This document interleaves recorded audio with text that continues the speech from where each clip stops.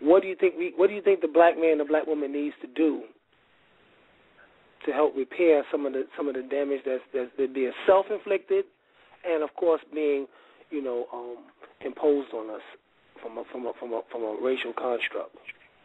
And I'm like with Holler, man. We gotta try to take control of our environment, whatever that is, and make it work.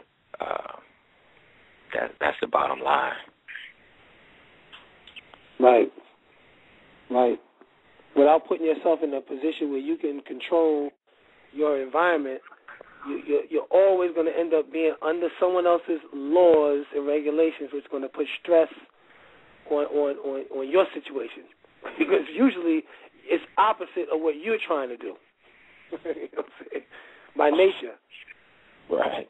The system is opposite of what you're trying to do. When you want to be asleep, they want you up. When you up, they want you to be asleep. What else? What about how we deal with it? Yeah, what you think, Holip? There's two options. There's two routes that we can go based on the circumstances that we're in right now. One of them is the Aton Edwards way, and I totally understand Aton. Aton is like, it's all about you. There ain't going to be no organization. There ain't going to be no people getting together. You're going to have to take care of you. You're going to have to fortify your infrastructure on a personal level. That's the one goal. I'm talking Book of Eli. Right. Or we are going to have to get with people of like mind and build an actual community. And I'm not talking about the masses of black folks. I'm talking about the people that listen to your show, the people that listen to mine, the people that listen to the Amin Ra Squad and all these other people doing these shows and taking in these DVDs and learning this conscious material. We have got to come together amongst that demographic and build something. So that's it. That's it. There's I don't see any other third option, really. What's so funny is we can all come together and live in an apartment. We can live in a co-op. Right. Or we can live in a project. But you don't know these people. Right. You don't know who really lives downstairs from you, who lives across the street from you. We talk about building a situation where we can live and there is some accountability to what this person stands for. There has to be accountability.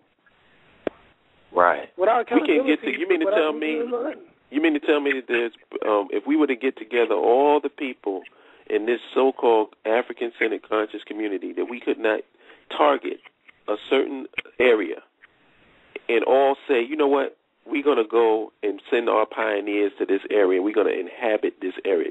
We can't do that? Of course we can do it. That's not on the, and that's why shows like this is important to bring this out, because guess what? I hate to bring this up, but I will, for the record. The Million Man March was supposed to be the time in which that was supposed to be on the platform, because according to the Nation of Islam, not to throw a stone at them, but I got to speak the truth for the history. According to, on the back of every Muhammad Speaks, Elijah Muhammad clearly talked about getting his own land. He even talked about states, negotiating with the United States for states, southern states, because of the weather, and he talked about the South. That was never pursued by one Minister Farrakhan, who had a whole heap of press and attention and the ability to put that message forward. But he didn't do that. And that's the real. We talk about, here we are talking now about what really we need. That agenda could have been pushed forward by someone if they was on that page. But I guess that's not what, it was about for him to put us together like that.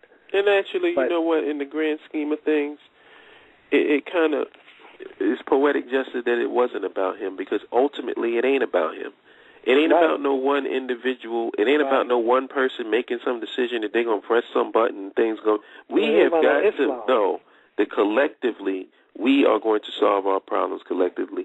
When you really think about it and when you really break it down, and I've said this before, we talk about these grandiose concepts of nation and governments and all this other stuff, but when you look at life and how life is in reality, life is about communities.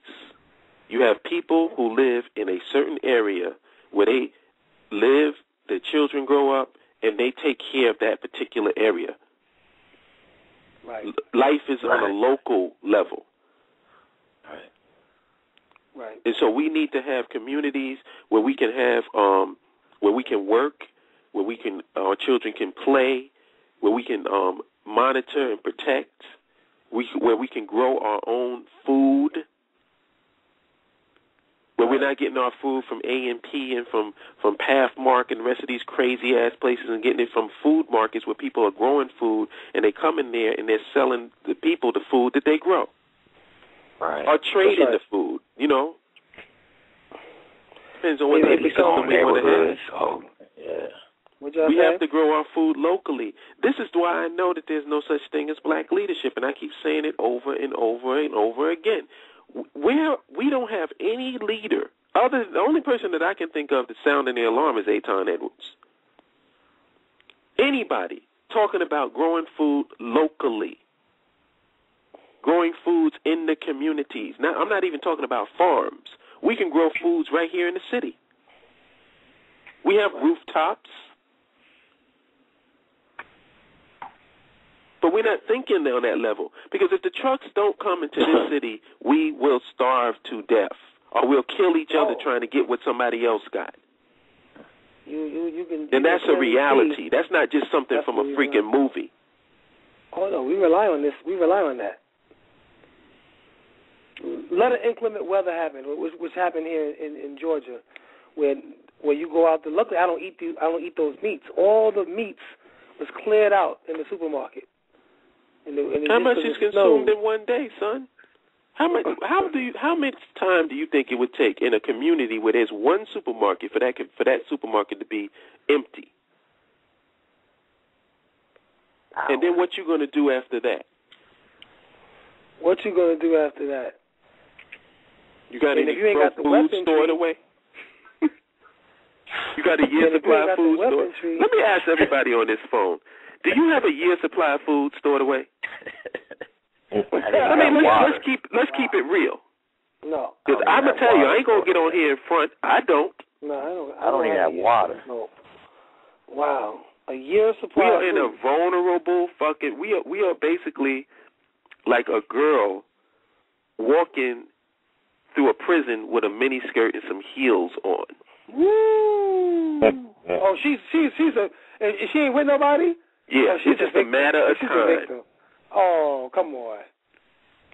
That's a walking case right there. It's just a matter of time, and I feel comfortable with that. Yeah. And that's on every level. That's on a personal level. Think about the level of vulnerability that is. We got 5 minutes left. On a nation level, there's other nations that feel very vulnerable about being maybe invaded because they don't comply to certain politics. On an individual level, financially vulnerable, politically vulnerable, culturally, we don't have. It's rough, man. We have to come to the Book of Eli, the level of the Book of Eli, or some Iron Legend. And that's where it's going. Because I'm telling you, I totally understand how Eitan thinks, because when you sit around and you constantly trying to get people together, and every time you get these egos involved, and nobody wants to do this. Everybody wants to be the man. Everybody wants to control things. Everybody wants to put their ego over the collective. At some point you go, you know what, screw you niggas. You know what the problem is? We got 4 minutes too. The problem is that instead of us coming to the table and starting with the architectural work of saying, how does all this look? It's like we already coming to the table where each one of us have our own ideas already ingrained in how it's supposed to be, and people are not budging from that. You're not saying. Right. Well, I mean, we had great work by Amos Wilson, Chancellor Williams, that gave a blueprint on how we can be a positive civilization, but it's like we don't even follow through. Right. Let's go back to their work. Destruction of Black Civilization gave a thorough work in the back. Right. Amos Wilson, I don't know. Blueprint for Black Power. I mean, what else is there to talk about? After Amos Wilson put the Blueprint for Black Power out, there's nothing else that we need to be studying and dissecting that book. That was like what you said with Chancellor Williams. God. You know, this is already in place. And how to apply it. See, the problem is nobody wants to apply the the X and O's that's written on the board. And it requires, now as an individual, once you realize nobody is following a certain protocol, you as an individual goes into your own survival mode on what you think should be done. There goes the Noah story. Right. You go into your own little ark. Yep.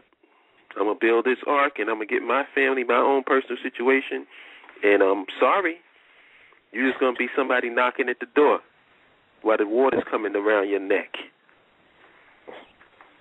And that's very real, because guess what?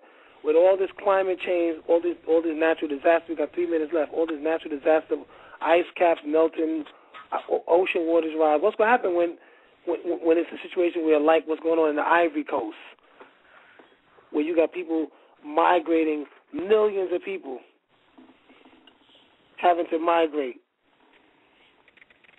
you know what I'm saying, at a time. Look into the Ivory Coast. Take a look into see what's going on in the Ivory Coast, and put some energy into that. I can answer that question. What's going on. What's going to happen is death. That's what's going to happen. You're going to die. Your family's going to die. Your babies and your children are going to die. That's the reality. So either you want that or you don't. It's real simple. Yeah. Real simple. We want to put our you don't put your eggs in the basket and think that this white man is going to be concerned about your community. Good luck with that. Good luck with that. You just damn your children to death. Right. And I'm not being melodramatic either. And what we're doing, people, don't underestimate that. We are paving a way that not even our elders that we getting this information from, they didn't even consolidate and come together and find a way to pool their. We're talking about something that has not happened in the African diaspora. I guess since some slavery uprisings. I can't think of any other way in which people say we're going to come together with all the differences aside. That's what we're talking about doing, something unprecedented, something that's not been done before. Outside the box thinking. And we can do that.